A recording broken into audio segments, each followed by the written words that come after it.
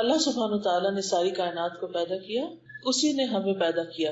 جس طرح ہر چیز کی پیدائش کے بعد اسے ایک خاص کام میں لگایا گیا یا اسے ایک خاص مقصد کے تحت پیدا کیا گیا اور اس کا وہ مقصد اس کو بتا دیا گیا. قرآن مجید میں اللہ تعالیٰ فرماتے ہیں کل قد علم صلاتہ و تسبیحہ، کہ ہر چیز کو اپنی نماز اور اپنی تسبیح کا طریقہ معلوم ہے. اسی طرح اللہ تعالیٰ نے ہمیں یعنی انسانوں کو اپنی عبادت کے لیے پیدا کیا اور اس عبادت کے طریقے ہمیں انبیاء کے ذریعے بتا دیے، جن میں سے سب سے آخری نبی محمد رسول اللہ صلی اللہ علیہ وسلم ہیں. انہوں نے ہمیں مکمل طور پر پوری طرح وضاحت کے ساتھ یہ سکھا دیا کہ ہمیں اللہ کی عبادت کیسے کرنی. چونکہ ہم یہاں اس دنیا میں آئے اللہ کی عبادت کے لیے، اس لیے ہمیں عبادت کے طریقے معلوم کرنا بہت ضروری ہے کہ عبادت کس طرح کی جائے. عبادات میں سب سے اہم ترین عبادت نماز ہے، جو ہم دن میں 5 مرتبہ ادا کرتے ہیں. قیامت کے دن سب سے پہلا حساب، سب سے پہلا سوال بھی نماز کے بارے میں ہوگا. کیا واقعی صحیح طور پر ادا کی، وقت پر ادا کی، اور سب سے بڑھ کر یہ کہ خشوع و خضوع کے ساتھ ادا کی یا نہیں. اگر کسی کی نمازیں درست ہوں گی تو اس کے باقی سارے اعمال بھی اپنی جگہ پر آ جائیں گے، یعنی باقی حساب بھی آسان ہو جائے گا. لیکن اگر نماز درست نہیں تو باقی اعمال فائدہ نہ دے گی. اس لیے ہم سب کو اچھی طرح نماز کے طریقے کو سیکھ لینا چاہیے. نماز میں پڑھتے کیا ہیں اس کی عبارت درست پڑھنی آنی چاہیے. نماز میں ایکشنز کیا ہیں وہ صحیح طور پر کرنے آنے چاہیے. اور پھر یہ بھی معلوم ہونا چاہیے کہ صحیح اور غلط کا معیار کیا ہے، اور وہ ہے کہ ہماری نماز رسول اللہ صلی اللہ علیہ وسلم کی نماز سے کتنا قریب ہے، ظاہری طور پر بھی اور باطنی طور پر بھی. اور اگر نہیں تو اس حد تک ہمیں علم حاصل کرتے رہنا چاہیے کہ ہماری نماز آپ کی نماز کے قریب ترین ہو جائے. کیونکہ آپ صلی اللہ علیہ وسلم نے فرمایا صلو کما رأیتمونی اصلی، تم اس طرح نماز پڑھو جیسے مجھے دیکھتے ہو کہ میں نماز پڑھتا ہوں. یعنی یہ معیار بتا دیا گیا، کرائٹیریا بتا دیا گیا کہ ایسی نماز چاہیے. جیسے ایک سیمپل دیا جاتا ہے نا کسی کو کچھ منگوانے کے لیے، اور بتایا جاتا ہے کہ اس طرح کی چیز لانا، پھر تمہارا جو تم لاؤ گے وہ اپروو ہوگا یا تمہیں اس کے اوپر آرڈر ملے گا. اگر وہ اس سیمپل کے مطابق نہیں چیز لاتا تو اس کا آرڈر کینسل کر دیا جاتا ہے یا اس کو دیا ہی نہیں جاتا. تو اس لیے ہم سب کو اپنی نمازوں کی فکر کرنی چاہیے اور انہیں مسلسل ساری زندگی اچھا بنانے کی کوشش کرتے رہنا چاہیے. اس معاملے میں کبھی بھی مطمئن نہیں ہو کے بیٹھ جانا چاہیے کہ میں نے نماز پڑھ لی یا مجھے آتی ہے یا میں ٹھیک ہی پڑھتا ہوں. نہیں، ہمیشہ فکر رہنی چاہیے کہ کہیں اس میں کوئی غلطی نہ ہو. کیونکہ قیامت کے دن جو کامیابی کا معیار ہے، یا کامیاب وہی ہیں جو نماز پڑھنے والے ہیں، نماز قائم کرنے والے ہیں، اور پھر نماز میں خشوع و خضوع اختیار کرنے والے ہیں. قرآن مجید کھولتے جاتے ہیں تو سب سے پہلے اللہ تعالیٰ فرماتے ہیں کہ ذالک الکتاب لا ریب فیہ ھدی للمتقین الذین یؤمنون بالغیب ویقیمون الصلاۃ. یہ کتاب جس میں کوئی شک نہیں، متقی لوگوں کو ہدایت دیتی ہے، وہ جو غیب پر ایمان رکھتے ہیں اور نماز قائم کرتے ہیں. یعنی پہلا کرنے کا کام جو ہمیں قرآن مجید میں بتایا گیا وہ کیا ہے؟ نماز کی ادائیگی، درست ادائیگی. اور پھر آخر میں اس کے فرمایا اولئک علی ھدی من ربہم واولئک ھم المفلحون. یہی لوگ اپنے رب کی طرف سے آئی ہوئی ہدایت پر ہیں اور یہی لوگ فلاح پانے والے ہیں. واولئک ھم المفلحون. تو گویا کامیاب وہ ہیں جو نماز قائم کرتے ہیں. سورۃ المؤمنون کی پہلی آیت میں فرمایا قد افلح المؤمنون الذین هم فی صلاتهم خاشعون. یقیناً فلاح پا گئے، کامیاب ہو گئے وہ مومن جو اپنی نمازوں میں خشوع و خضوع اختیار کرتے ہیں. اس کے برعکس، اس کے اپوزٹ، جو لوگ نمازوں میں سستی کرتے ہیں اور نماز صحیح طور پر ادا نہیں کرتے، ان کے لیے وعید بھی بتائی گئی، ان کو دھمکی بھی دی گئی. سورۃ الماعون آیت نمبر 4 سے 6 میں اللہ تعالیٰ فرماتے ہیں فویل للمصلین. ہلاکت ہے، بربادی ہے نماز پڑھنے والوں کے لیے. اس قدر ڈرنے کی بات ہے. ہم سمجھتے ہیں ہم نے نماز پڑھ لی اور جیسے بھی پڑھی بس ٹھیک ہے، ہم نے فرض ادا کر لیا، لیکن یہاں غلط طریقے سے فرض ادا کرنے والوں کو بھی پکڑا جا رہا ہے. فویل للمصلین الذین هم عن صلاتهم ساہون. کون ہے وہ مصلین، کون ہے وہ نماز پڑھنے والے؟ وہ جو اپنی نماز سے غفلت کرتے ہیں. الذین هم یراؤن، وہ جو دکھاوا کرتے ہیں، دکھاوے کی نماز پڑھتے ہیں. کوئی دیکھ رہا ہو تو اچھی پڑھتے ہیں، اکیلے میں ہو تو اللہ سے نہیں شرماتے، اللہ سے نہیں ڈرتے اور جیسے دل چاہے پڑھتے ہیں. قرآن مجید میں منافقین کی صفات بتاتے ہوئے اللہ تعالیٰ فرماتے ہیں وَإِذَا قَامُوا إِلَى الصَّلَاةِ قاموا کسالى کہ جب وہ نماز کے لیے کھڑے ہوتے ہیں سستی کے مارے کھڑے ہوتے ہیں. یعنی ان کی نمازوں میں کوئی چستی، کوئی ایکٹیونیس، کوئی شوق، کوئی محبت، کوئی روحانیت کچھ نہیں ہوتا. بس وہ جس سے فجر کی نماز ہے تو اٹھے، آدھی آنکھیں کھلی آدھی بند ہے، بس جلدی سے نماز پڑھ کے دوبارہ بستر میں. یہ کیسی نماز ہے؟ سستی کی نماز ہے.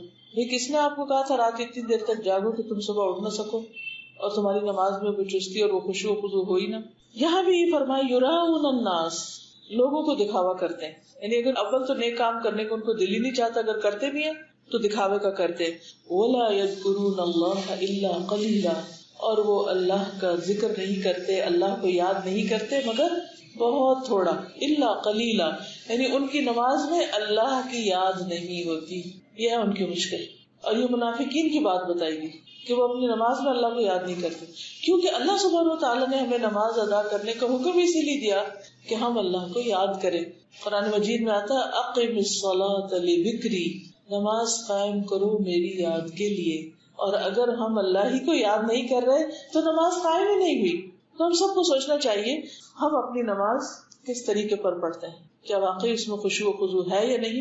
تو آج میں انشاءاللہ چند باتیں اچھی نماز کے بارے میں کروں گی جس میں خصوصی طور پر خشوع و خضوع پایا جائے، کیونکہ نماز قائم کرنا ایک چیز ہے اور نماز میں خشوع اختیار کرنا دوسری چیز.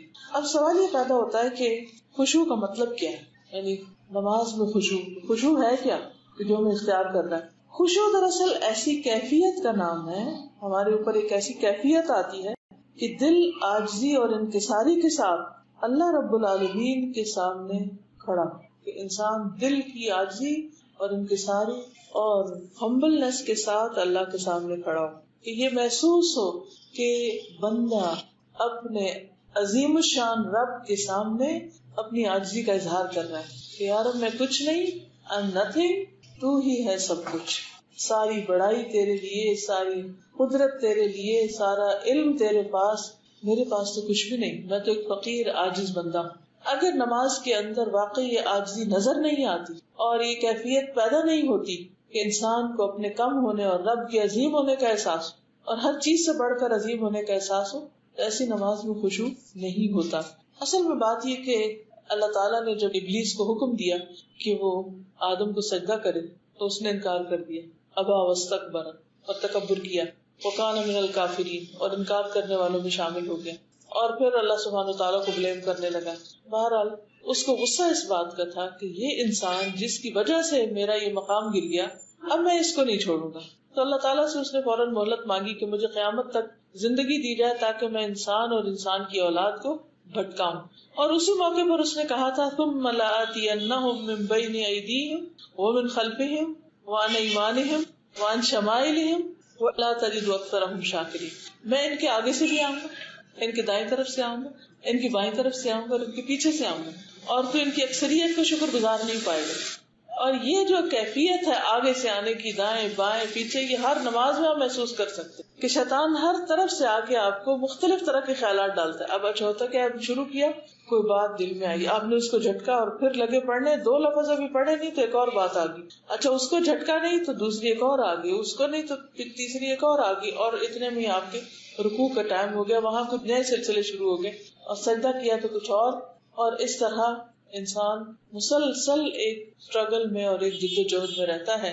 اور بعض اوقات تو اسے بھول بھی جاتا ہے کہ اس نے جدوجہد کرنی اور اس پر کیا کیا حملے ہو رہے ہیں، اور وہ اللہ کو نہیں یاد کر رہا، باقی دنیا کی ہر چیز کو یاد کر رہا ہے. تو یہ ایک بہت بڑا امتحان ہے ہم سب کے لیے.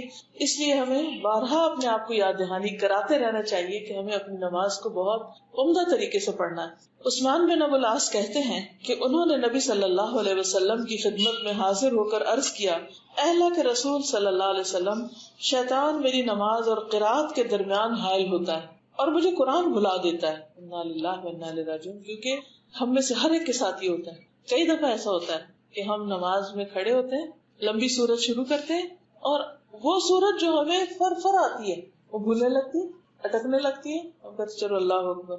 رسول اللہ صلی اللہ علیہ وسلم نے فرمایا، وہ شیطان ہے جسے خنزب کہا جاتا ہے. جب تم ایسی بات محسوس کرو تو اس سے اللہ کی پناہ مانگ لیا کرو اور اپنے بائیں جانب 3 مرتبہ تھوک دیا کرو، چھٹکار دیا کرو ایسے.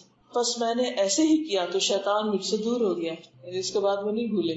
تو اس سے کیا پتہ چلتا ہے کہ شیطان تو آئے گا آگے سے پیچھے سے دائیں بائیں ہر طرف سے، لیکن ہمیں اس کے مقابلے کے لیے اپنے رب کی پناہ لینی، اپنے رب سے مدد لینی. دیکھیں کہ ایک ہوتا ہے وہ شخص جس کا آپ مقابلہ کر لیتے ہیں، ایک وہ ہوتا ہے جس کا آپ نہیں کر سکتے، تو آپ کو دوسرے کی ہیلپ چاہیے تھی، مدد چاہیے تھی. تو بندوں میں سے تو کوئی نہیں شیطان کو پکڑ سکتا، اللہ ہی کو اس پر کنٹرول.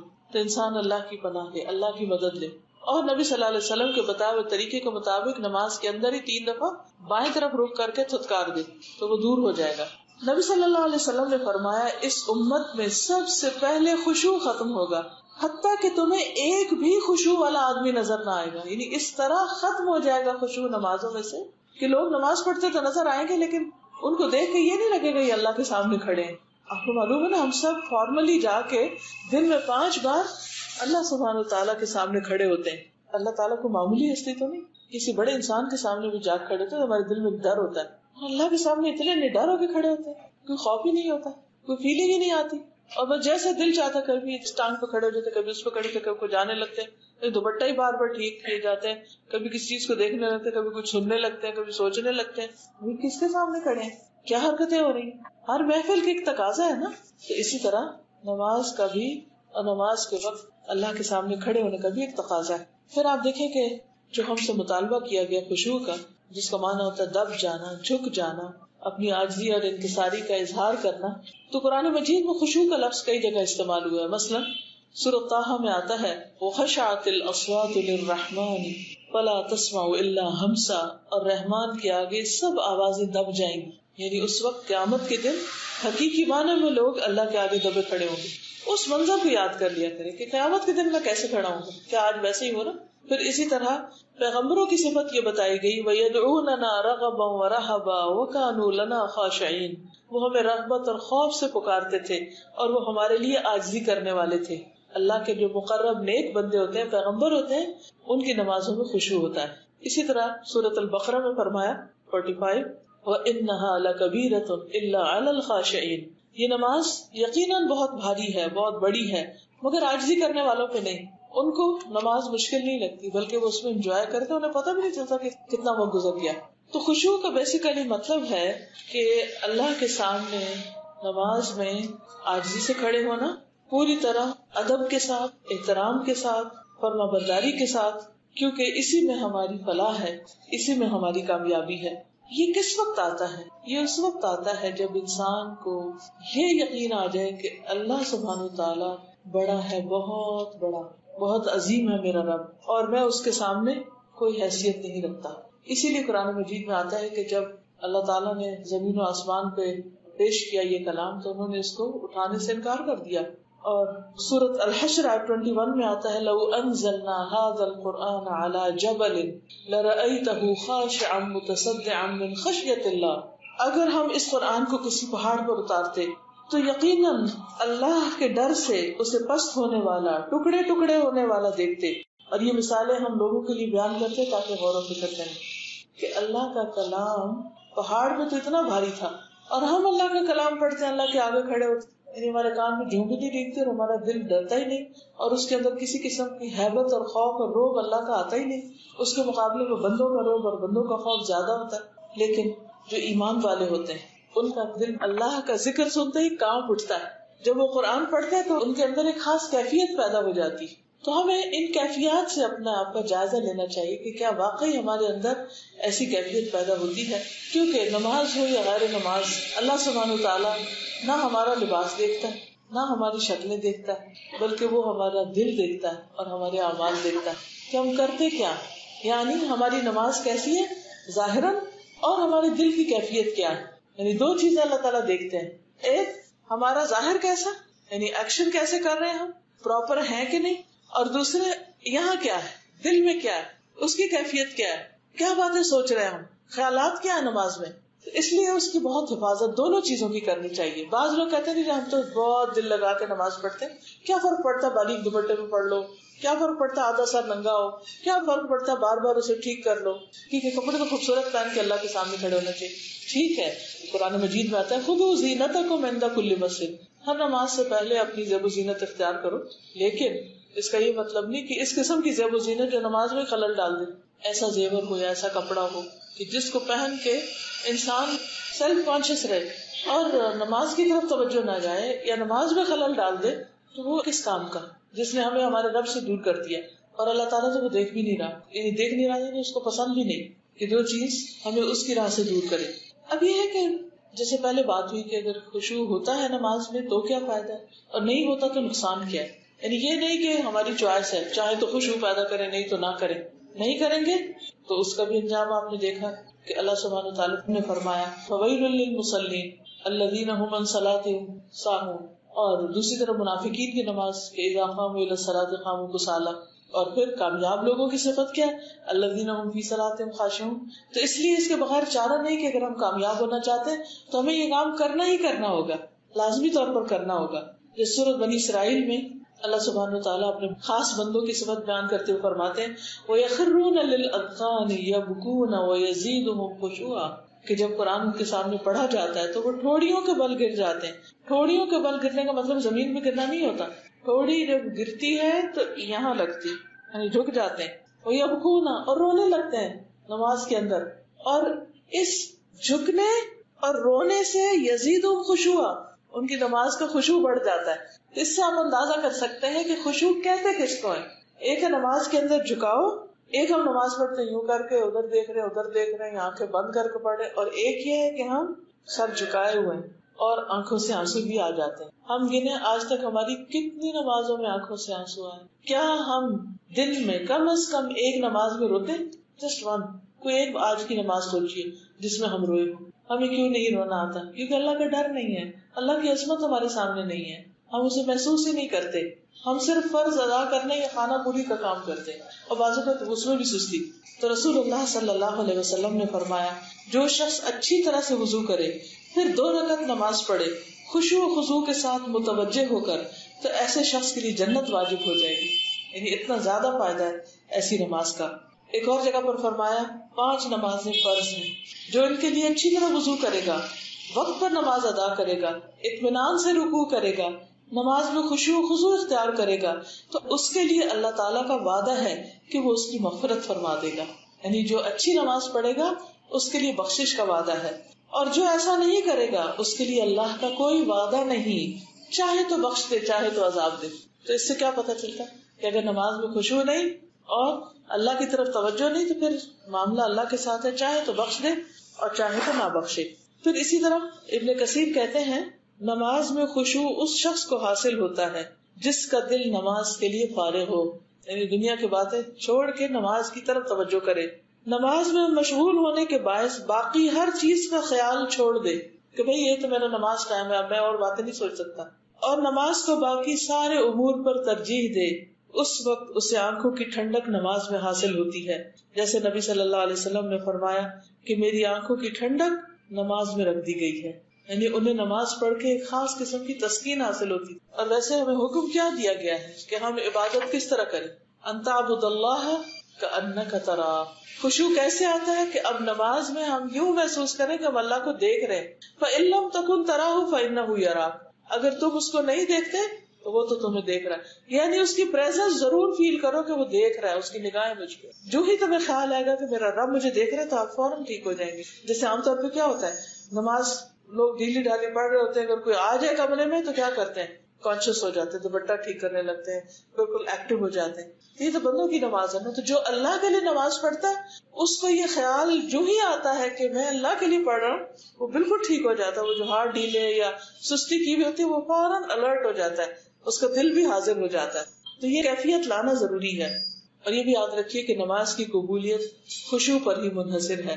رسول اللہ صلی اللہ علیہ وسلم نے فرمایا بے شک بندہ نماز پڑھتا ہے مگر ہر آدمی کا اجر مختلف ہوتا ہے، 10واں حصہ، 9واں حصہ، 8واں حصہ، 7واں حصہ، 6واں حصہ، 5واں حصہ، 4تھا حصہ، 3را حصہ یا آدھا حصہ، اور کوئی خوش قسمت ہو کہ جس کو نماز کا پورا حصہ ملے۔ ہم تو صرف اس پہ خوش ہو جاتے ہیں کہ پڑھ تو لی نا۔ اچھا یہ بھی عجیب بات ہے کہ ہم مثلا نماز پڑھنے لگے، اتنے میں کوئی آ گیا تو ہم عام طور پہ کیا کہتے ہیں تم بیٹھو 2 منٹ میں نماز پڑھ کے آئے، جلدی سے وہ پڑھ کے آئے، یعنی تم میرے لیے امپورٹنٹ ہو اور اللہ تعالیٰ میں جلدی سے ذرا حاضری لگوا کے آؤں۔ ہماری نماز کیسی نماز ہوتی، کس قسم کی ہوتی کہ اللہ تعالیٰ کے لیے نہ آنے والا. اب ہمارے نان مسلم فرینڈس تو نہیں آتے ہمارے پاس، یہ گھر والے ہمارے مسلم ہی ہیں نا، لیکن آخر کیا وجہ کہ ہم میں سے ہر ایک یہی کہہ رہا نظر آتا ہے تم بیٹھو بس میں ابھی آئی، اور 2 رکعتیں پڑھ کے بھاگ کے آؤں، حاضری لگوا کے آئی، بس بیٹھو بیٹھو. اور پھر اس کے بعد گھنٹوں بیٹھتے ہیں، پھر بیچ میں نماز آ جائے پھر کیا کہتے ہیں 2 منٹ کی نماز، کیونکہ اللہ کی قدر نہیں ہے نا. اس کے مقابلے میں بندے زیادہ امپورٹنٹ ہیں. اور تقویٰ اور خشوع کہاں ہے؟ دل کے اندر ہوتا ہے. ایک صاحب علم نے کسی کو کندھے جھکائے دیکھا تو سینے کی طرف اشارہ کرتے ہوئے کہا اے فلاں خشوع یہاں ہوتا ہے نہ کہ کندھوں میں. کیا مطلب کہ صرف ظاہری صورت بنا کے ایسے مسکین شکل بنا کے کھڑے ہونا بھی فائدہ نہ دے گا جب تک دل ساتھ حاضر نہ ہوگا. اس لیے ہمیں ایسے اسباب اختیار کرنے چاہیے کہ جس سے ہماری نماز کے اندر خشوع پیدا ہو جائے، اور ان چیزوں سے بچنا چاہیے جس سے خشوع ختم ہو. تو آئیے دیکھتے ہیں وہ کون سی چیزیں ہیں جو خشوع بڑھاتی ہیں اور کون سی ہیں جو گھٹاتی ہیں، تاکہ ہم ان کو اپنی زندگی سے باہر کریں. سب سے پہلے اللہ کی معرفت. جتنی اللہ کی پہچان ہوگی اتنا اللہ کا ڈر ہوگا، جتنا اللہ کا ڈر ہوگا اتنی نماز اچھی ہوگی. انما یخشی اللہ من عبادہ العلماء. پھر اسی طرح اللہ سے دعا کرنا کہ اللہ تو ہمیں خشوع عطا فرما. پھر اسی طرح نماز کا ثواب معلوم ہونا کہ جو ہم کرنے جا رہے ہیں اس کا کیا فائدہ ہے. حدیث میں آتا ہے بے شک اللہ تعالیٰ کا ایک فرشتہ ہر نماز کے وقت پکارتا ہے اے آدم کی اولاد اپنی اس آگ کی طرف اٹھو جسے تم نے جلایا ہے اسے بجھا ڈالو. یعنی ہر 2 نمازوں کے بیچ میں انسان سے ایسے ایسے گناہ ہو جاتے ہیں، کبھی ٹنگ سلپس ہوتی ہے، کبھی اور کسی کا دل دکھا دیتا ہے کہ وہ اس کے لیے آگ بھڑکا دیتے ہیں. تو نماز جب اچھی طرح انسان پڑھتا ہے تو جا کے اس آگ کو بجھاتا ہے. رسول اللہ صلی اللہ علیہ وسلم نے فرمایا بندہ جب نماز کے لیے کھڑا ہوتا ہے تو اس کے سارے گناہ لا کر اس کے دونوں کندھوں پہ رکھ دیے جاتے ہیں. یعنی پچھلی نماز سے اب تک جو غلط کام کیے وہ سارے لا کے یہاں رکھ دیے جاتے ہیں کندھوں پہ. ہمیں تو نظر نہیں آتے، لیکن چونکہ نبی صلی اللہ علیہ وسلم نے بتایا ہے تو اس لیے ہم اس پر یقین رکھتے ہیں.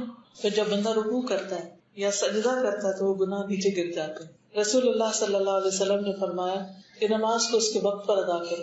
اس سے یہ پتہ چلتا ہے کہ اگر خشوع خضوع لانا ہے نماز میں تو اول وقت نماز پڑھے جس وقت انسان پوری طرح حاضر ہوتا ہے. رسول اللہ صلی اللہ علیہ وسلم نے فرمایا جب ایک شخص اچھی طرح وضو کرتا ہے پھر مسجد کا راستہ نکلتا ہے، یعنی مسجد کے راستے پہ چلتا ہے، اور سوائے نماز کے اور کوئی دوسرا ارادہ اس کا نہیں ہوتا، تو ہر قدم پر اس کا ایک درجہ بڑھتا ہے، ایک گناہ معاف کیا جاتا ہے. اور جب نماز سے فارغ ہو جاتا ہے تو فرشتے اس وقت تک اس کے لیے برابر دعائیں کرتے رہتے ہیں جب تک وہ اپنے مصلی پہ بیٹھا رہے.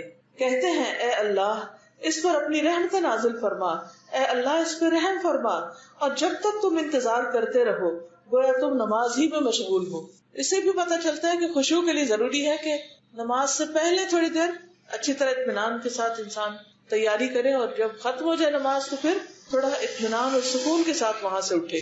اور جب کوئی ایسا کرتا ہے تو اللہ تعالیٰ ایک فرشتہ اپوائنٹ کر دیتے ہیں، وہ اس کے لیے دعائیں کرتا رہتا ہے. پھر اسی طرح یہ کہ خشوع و خضوع کے لیے ضروری ہے کہ جسمانی نظافت، طہارت، صفائی ستھرائی کا خیال رکھا جائے، اور ایسی تمام چیزوں سے مثلاً ایسی چیز کھانے سے پرہیز کیا جائے جس سے انسان کی توجہ دل کی طرف ہونے کی بجائے پیٹ کی طرف ہو.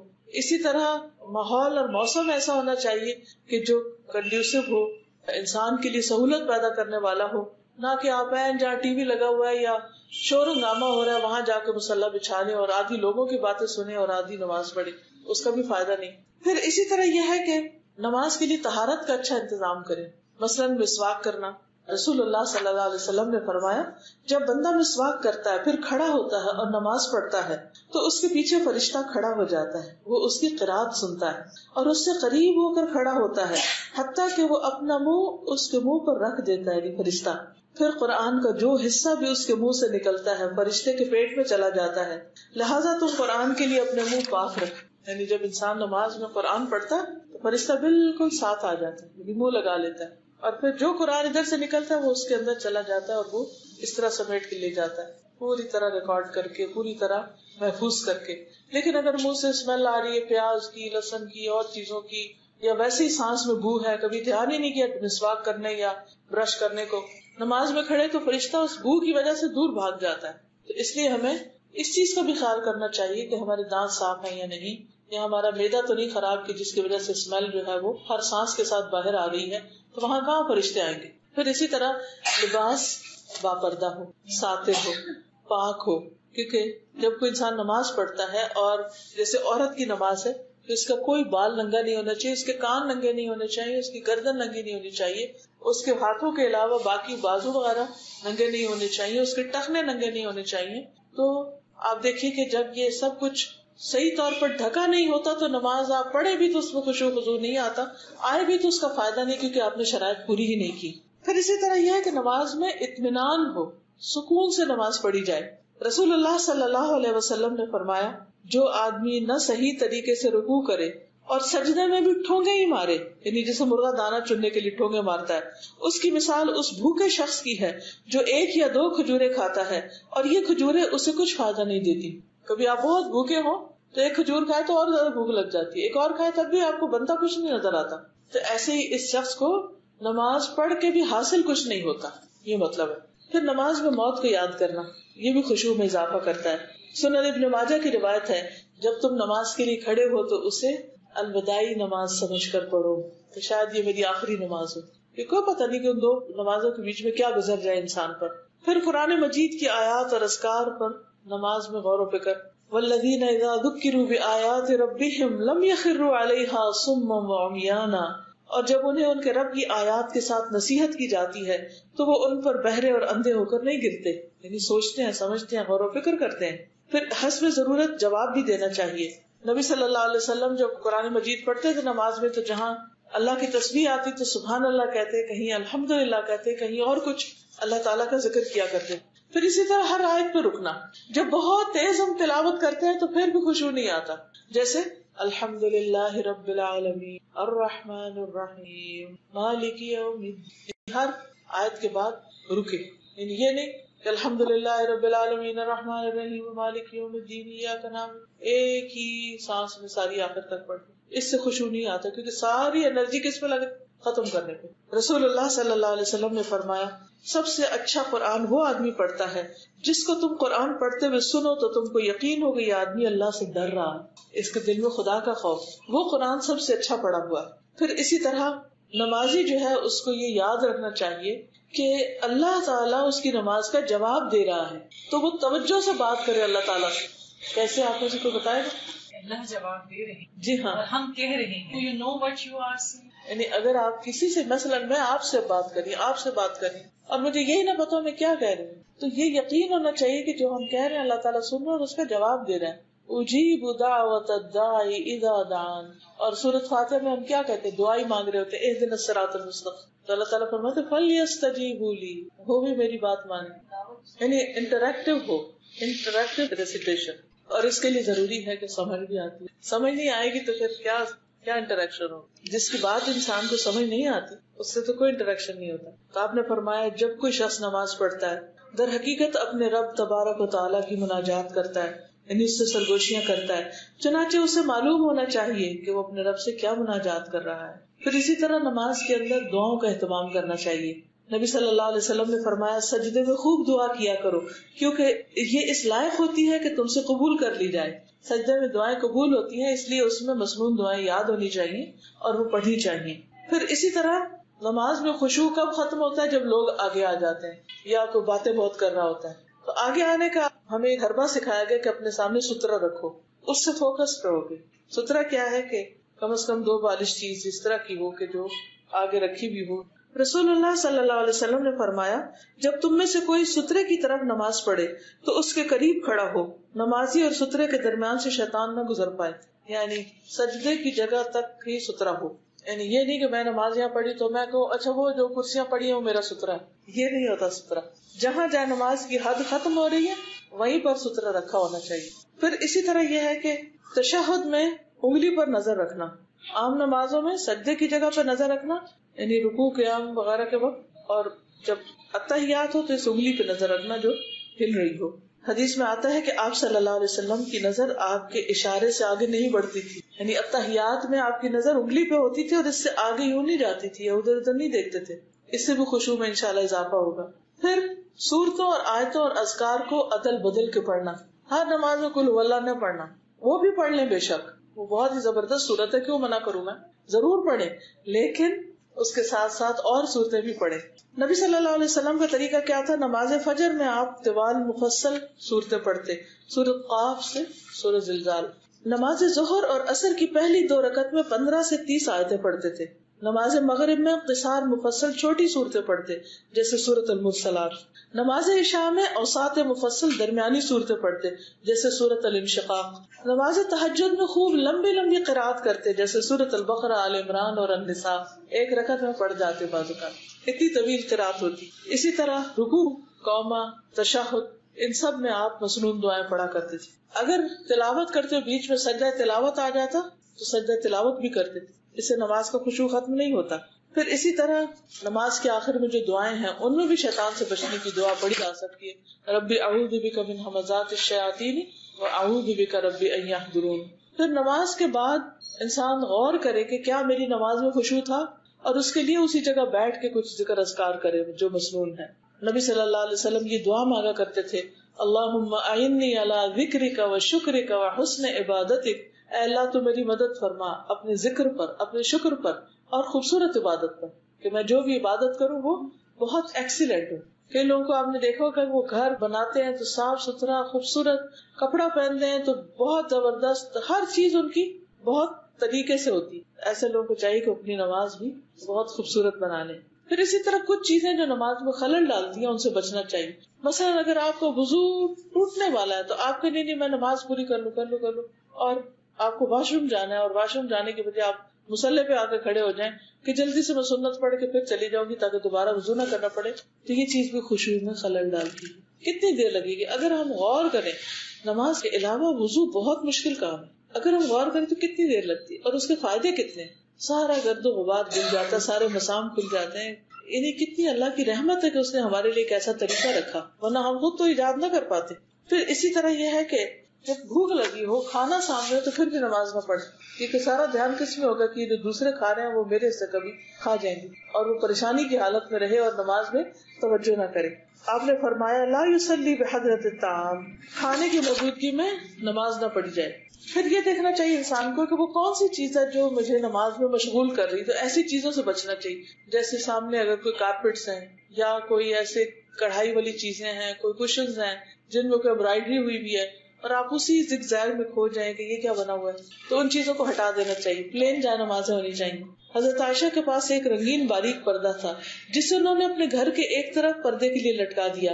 آپ صلی اللہ علیہ وسلم نے فرمایا میرے سامنے سے اپنا یہ پردہ ہٹا دو، کیونکہ اس پر نقش شدہ تصاویر برابر میری نماز میں خلل انداز ہوتی رہی. یعنی قبلہ رخ کوئی ایسی تصویر نہیں ہونی چاہیے کہ جس سے نماز میں خلل پڑے. پھر اسی طرح خود اپنے کپڑے بھی ایسے نہیں پہنے ہونے چاہیے کہ جس سے نماز میں خلل ہو. نبی صلی اللہ علیہ وسلم نے ایک دھاری دار چادر میں نماز پڑھائی، اس کے نقش و نگار نے مجھے غافل کر دیا. آپ نے فرمایا اسے لے جا کر ابو جہم کو واپس کر دو اور ان سے سادی چادر لے آؤ. اس سے کیا پتہ چلتا ہے کہ نماز میں ایسے کپڑے نہ پہنے جائیں کہ جن سے نماز سے دھیان ہٹ کے تو اس کپڑے یا اس کے اندر جو پھول بوٹے بنے ہوئے ان میں غور و فکر میں نماز ساری چلی جائے. پھر اسی طرح یہ ہے کہ آپ صلی اللہ علیہ وسلم نے فرمایا سونے والے اور باتیں کرنے والے کے پیچھے نماز نہ پڑھو.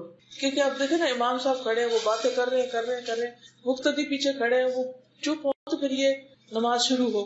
اب ان کو دیکھ دیکھ کے ان کا بھی موڈ بگڑ چکا ہوگا، تو وہ پھر نماز کا خشوع متاثر ہوتا ہے. ہر کام اپنی جگہ پر اور اپنے وقت میں ہونا چاہیے. پھر اسی طرح یہ ہے کہ سونے والا یعنی جس کو ہوش ہی نہیں ہے، کوئی نشے میں ہے یا ویسے سو رہا ہے تو اس کو پتہ ہی نہیں ہوگا وہ کیا بول رہا ہے، تو وہاں بھی نماز منع کی گئی.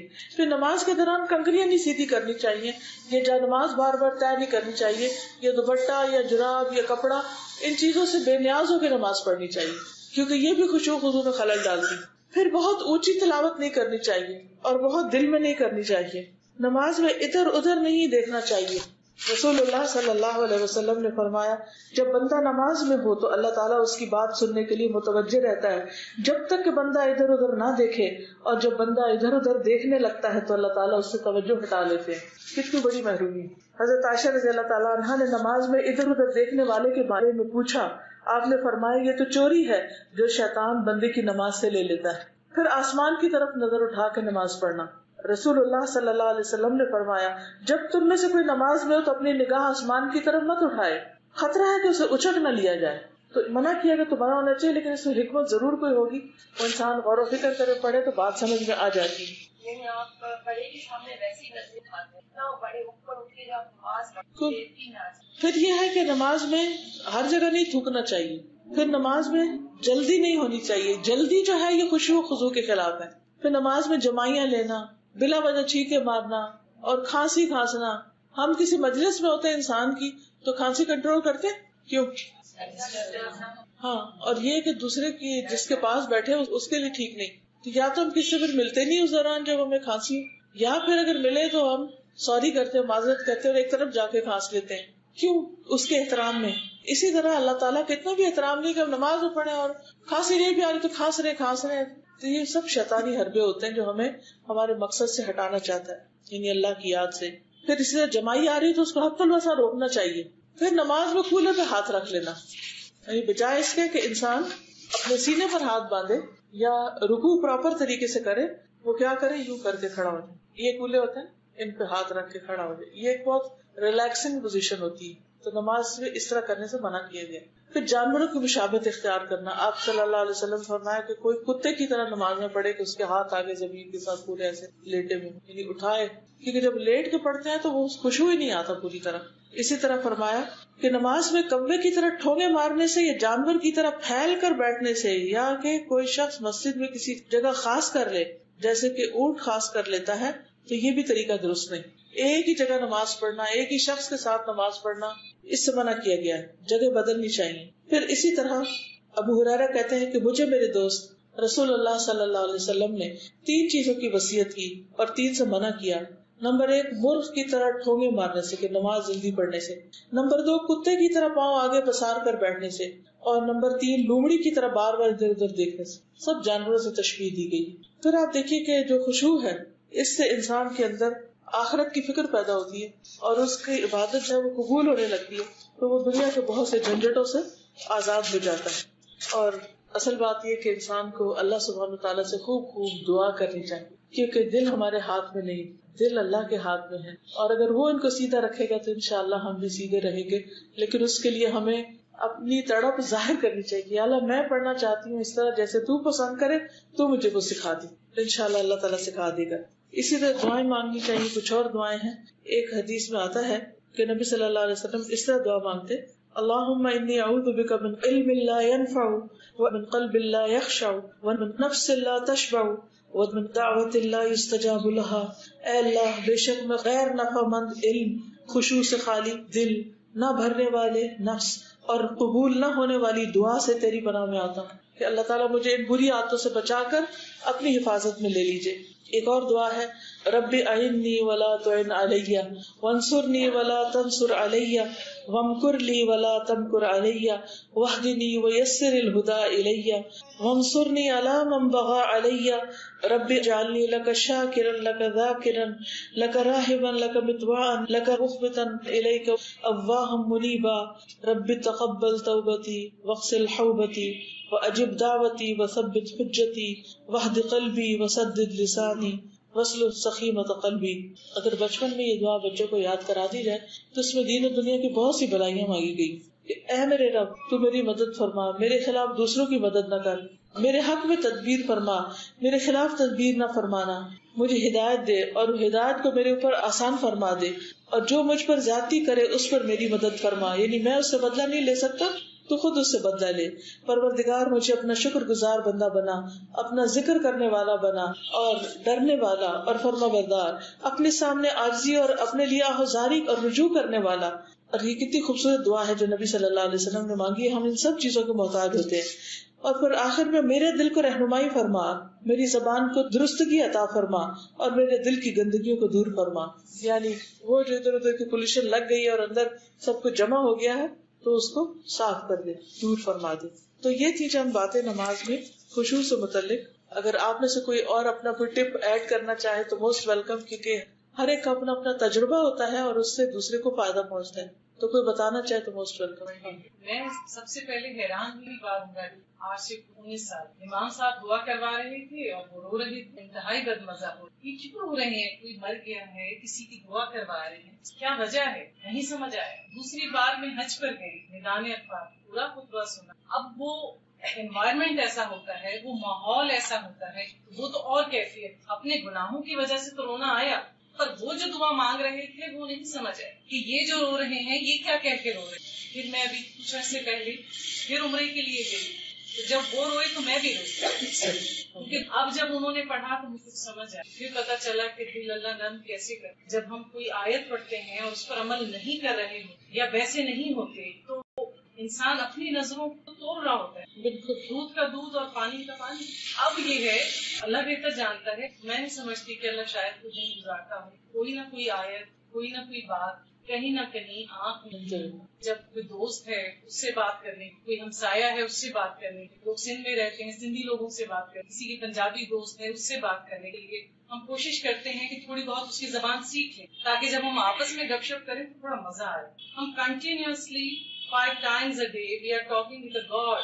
ہم اللہ سے بات کر رہے ہوتے ہیں اور اپنی ہی دعا مانگ رہے ہیں. ہمیں پتہ ہی نہیں ہے ہم کیا مانگ. ہمارا یہ المیہ ہے کہ ہمیں یہ تو تھوڑی بہت کوشش ہو جاتی ہے کہ جی ہم اسکول پیرنٹس میٹنگ میں جائیں گے، نہیں بھی تھوڑی سی پہلے انگلش کا کوئی کورس کر لیں تاکہ جب ٹیچر پیرنٹس میٹنگ ہو تو ہمیں تھوڑی سی یہ ہماری عزت میں کمی آ جائے کہ اس کی ماں انگلش ہی نہیں بول سکتی یا پراپر اردو کا ایکسنٹ ہی نہیں اچھا. ہم کوشش کرتے ہیں. میں سب سے یہی کہوں گی کہ پلیز تھوڑی سی ایفرٹ اللہ کے کلام کو جاننے کی، اللہ کی زبان کو جاننے کی. کیا ہمیں شوق نہیں ہے اس سے بات کریں؟ ہمارا تو وہ دوست بھی ہے نا، ہمارا مالک بھی ہے، ہمارا خالق بھی ہے، ہم اس کی زبان کیوں نہیں جانتے؟ اب دیکھیے کہ ہفتے میں ایک دفعہ بھی اگر آپ ٹائم نکالیں، دنیا کے سارے کام کرتے رہتے ہیں، ایک دفعہ بھی ٹائم نکالیں، کرتے کرتے ڈاؤن دا روڈ 3-4 سالوں میں آپ اچھا بھلا قرآن سمجھنے لگ گئے اور نمازوں کی حالت ہی بدل جائے گی انشاءاللہ. مانیے 2 سال بعد اور مجھے اپنی اس کیفیت سے رونا آیا کہ مجھے کچھ تو سمجھ آیا.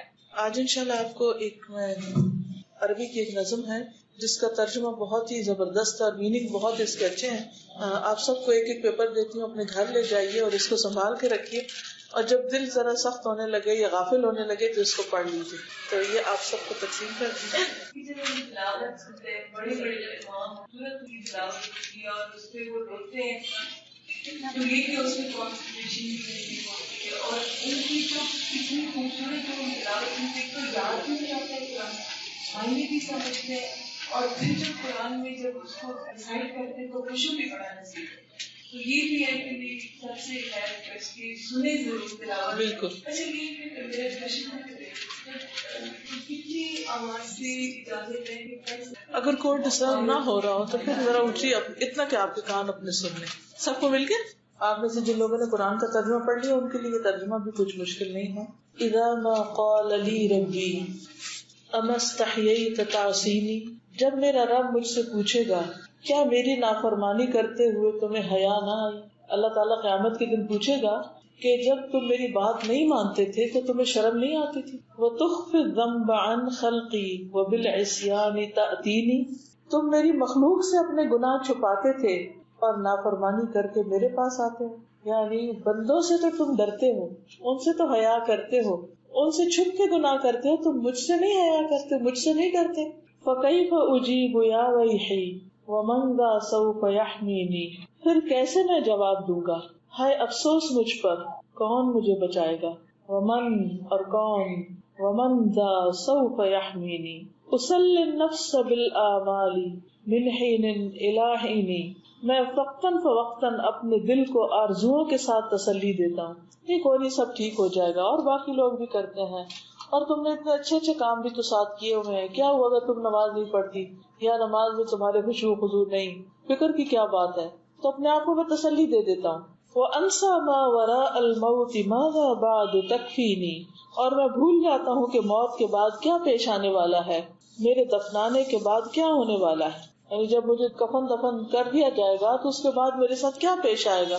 آپ کو معلوم ہے کہ قبر میں جب انسان جاتا ہے تو اس کا رنگ کس طرح تبدیل ہوتا ہے. یعنی مردہ آپ دیکھیں کہ پلاہٹ ہوتی ہے اس پہ، پھر وہ نیلا ہونے لگتا ہے، پھر کالا ہونے لگتا ہے، پھر اس کے جسم میں گیسز بھر جاتی ہے، پھر ایک ایک چیز پھٹنے لگتی ہے، پھر دانت جھڑ جاتے ہیں، ہڈیاں نکل آتی ہیں، آنکھیں بہہ جاتی ہیں، ناک بھر جاتی ہے. بال سارے اکھڑ جاتے ہیں, الگ ہو جاتے ہیں, اور انسان کا حلیہ خراب ہو جاتا ہے. تو وہی کہتے ہیں کہ تم موت کے بعد جو پیش آنے والا ہے اس کو بھول گئے, اس کو کیوں بھول جاتے ہو؟ کأنی قد ضمنت العیش لیس الموت یأتینی, گویا کہ مجھے زندگی کی ضمانت دی گئی ہے, یعنی میں اس طرح دنیا میں ٹھاٹھ سے رہ رہا ہوں جیسے میں نے ہمیشہ ہی زندہ رہنا ہے, اور موت مجھے آنی ہی نہیں. لیکن موت تو آنی ہے. وجاءت سکرۃ الموت الشدیدۃ من سیحمینی, اور آ گئی موت کی سختی, شدید بے ہوشی, الشدیدۃ شدید, اور جب موت کی شدید ترین بے ہوشی آ پہنچی, من سیحمینی, تو کون مجھے بچائے گا. جب موت آ پکڑتی ہے تو کوئی چھڑا سکتا اسے؟ کوئی بھی نہیں چھڑا سکتا. نظرت الی الوجوہ الیس منہم من سیفدینی, میں نے لوگوں کے چہروں کی طرف دیکھا, یعنی میں مر رہا تھا, موت نے مجھے پکڑ لیا, اور میں سب کو دیکھ رہا تھا, کیا ہے ان میں سے کوئی ایک جو مجھے چھڑا لے؟ ان میں سے کون مجھے چھڑائے گا؟ کوئی بھی چھڑانے والا نہیں آتا. سأسأل ما الذی قدمت فی دنیایا ینجینی, ان قریب مجھ سے سوال کیا جائے گا میں نے اپنی دنیا میں آگے کیا بھیجا ہے جو مجھے نجات دے, کیا نیک عمل کر کے آیا ہوں دکھانے کے لیے. فکیف اجابتی من بعد ما فرطت فی دینی, اس سوال کا میں کیسے جواب دوں گا جبکہ میں نے اپنے دین میں کوتاہی کی ہوگی. اگر دین پر میں نہیں چلا, دین کو پڑھا ہی نہیں, سمجھا ہی نہیں, عمل ہی نہیں کیا, کیا جواب دوں گا اپنے رب کو. وَيَا وَيْحِي أَلَمْ أَسْمَعْ كَلَامَ اللَّهِ يَدْعُونِي, اور افسوس مجھ پر, کیا میں نے اللہ کا کلام نہ سنا جو مجھے اپنی طرف بلاتا تھا. یعنی قرآن کہتا نا یا ایھا الذین آمنوا یا ایھا الناس, بلا رہا ہے قرآن ہمیں, اور ہم کھولتے ہی نہیں, پڑھتے ہی نہیں, سنتے ہی نہیں, سمجھتے ہی نہیں. کیا جواب دیں گے کہ ہم نے قرآن کی کوئی پکار نہیں سنی. الم اسمع لما قد جاء فی قاف و یاسین, کیا میں نے سنا نہیں تھا جو سورۃ قاف اور یاسین میں کہا گیا, یعنی اس میں موت کا ذکر آتا ہے. الم اسمع بیوم الحشر یوم الجمع والدین, کیا میں نے یوم حشر کے بارے میں نہیں سنا جو لوگوں کے جمع ہونے اور جزا و سزا کا دن ہے. اس میں تو سب لکھا ہوا تھا کیا ہونے والا ہے. الم اسمع منادی الموت یدعونی ینادینی, کیا میں نے موت کے منادی کو نہیں سنا جو مجھے پکارتا اور آواز دیتا ہے. آپ کو معلوم ہے نا کہ ہر روز قبر انسان کو پکارتی کہ میں مٹی کا گھر ہوں, میں کیڑوں کا گھر ہوں, میں اندھیرے کا گھر, تو نے میرے پاس آنا ہے, اس کی تیاری کرو. لیکن ہم میں سے کتنے لوگ ہیں جو روز قبر کا سوچتے بھی ہیں. فیا رباہ عبد تائب من ذا سیؤوینی, اے میرے رب یہ تیری بارگاہ میں ایک توبہ کرنے والا بندہ ہے, کون ہے جو مجھے پناہ دے, یعنی اب میں توبہ کرتا ہوں. سوا رب غفور واسع للحق یہدینی, سوائے اس رب کے جس کی مغفرت بہت وسیع ہے جو مجھے حق کی طرف ہدایت دیتا ہے, وہی رب مجھے بچا سکتا ہے. لیکن اسی رب کو تو دنیا میں بھولے رہتے ہیں. وہ 5 دفعہ دن میں بلاتا ہے حی علی الصلاۃ, حی علی الفلاح, او نماز کی طرف, او کامیابی کی طرف, اور ہم لبیک ہی نہیں کہتے, جاتے ہی نہیں, مسجدیں خالی پڑی رہتی ہیں. لیکن موت کے وقت انسان کیا چاہے گا؟ اب میں رب کی طرف آتا ہوں. اتیت الیک فرحمنی وثقل فی موازینی, میں تیری بارگاہ میں حاضر ہوا ہوں, تو مجھ پر رحم فرما اور میرے میزانوں کو بھاری کر دے. وخفف فی جزائی انت ارجا من یجازینی, اور میرا حساب ہلکا کر دے, تو ہی وہ بڑی ذات ہے جس سے امید کی جا سکتی ہے جو مجھے جزا دے گا. تو بندے کے لیے اپنے رب کے علاوہ کوئی جائے پناہ نہیں, وہی ملجا وہی ماوا ہے, ادھر ٹھکانا ہے ہم سب کا. اس لیے ہمارا فرض بنتا ہے کہ ہم اپنی خوشی کے ساتھ زندگی میں ہوش و حواس میں اپنے رب کی طرف رجوع کر لیں. اللہ تعالیٰ ہمیں اس کی توفیق عطا فرمائے. وآخر دعوانا الحمدللہ رب العالمین. یہ جو نماز کے اوپر میں نے لیکچر دیا نا, نماز میں خشوع کیسے, اس پہ میں آلریڈی ایک لیکچر دیا ہوا, وہ کیسٹ پہ ریکارڈیڈ ہے.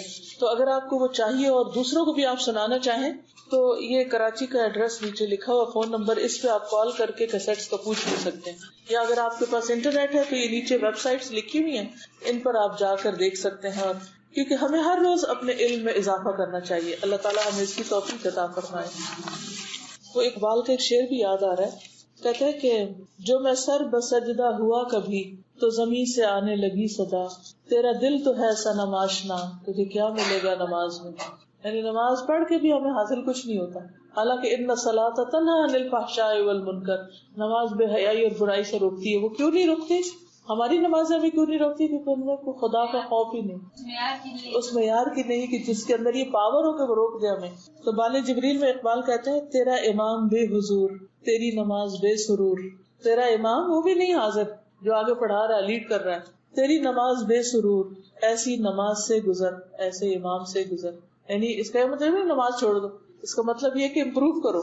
کیونکہ ہم یہ سمجھتے ہیں کہ ہم اچھے کام کر رہے ہیں، نماز پڑھ رہے ہیں، بڑا اچھا کام کر لیا، لیکن حقیقت میں وہ نماز انسان کے لیے فلاح نہیں، خسارے کا باعث ہو جاتی. تو قل هل ننبئكم بالاخسرین اعمالا الذین ضل سعیهم فی الحیاۃ الدنیا وهم یحسبون انهم یحسنون صنعا. کیا ہم تمہیں بتائیں کہ اعمال کے اعتبار سے سب سے زیادہ خسارے میں کون ہیں؟ وہ لوگ جو سمجھتے کہ سب اچھے کام کر رہے ہیں. الذین ضل سعیهم فی الحیاۃ الدنیا، جن کی ساری کوشش دنیا میں گم ہے، نماز میں بھی دنیا میں ہی گم ہے. یحسبون انهم یحسنون صنعا، اور وہ سمجھتے بڑے اچھے کام کر رہے ہیں، لیکن اللہ کے ذکر کے لیے ان کے اندر کوئی تڑپ نہیں، کوئی طلب نہیں، کوئی توجہ نہیں. اللہ تعالیٰ ہمیں اپنی طرف راغب کر دے. اور ہم جو فارغ ہوتے ہیں تو پکنک کی سوچنے لگتے ہیں، کچھ اور کام. اللہ تعالیٰ فرماتے فَإِذَا فَرَغْتَ فَانصَبْ وَإِلَىٰ رَبِّكَ فَارْغَب، جب تم فارغ ہو تو اپنے رب کی طرف رغبت کرو، اپنے آپ کو تھکاؤ، مشقت کرو. یعنی فراغت میں تو اور اچھی نماز پڑھو، نہ کہ فراغت میں تم اور ڈھیلے ہو جاؤ.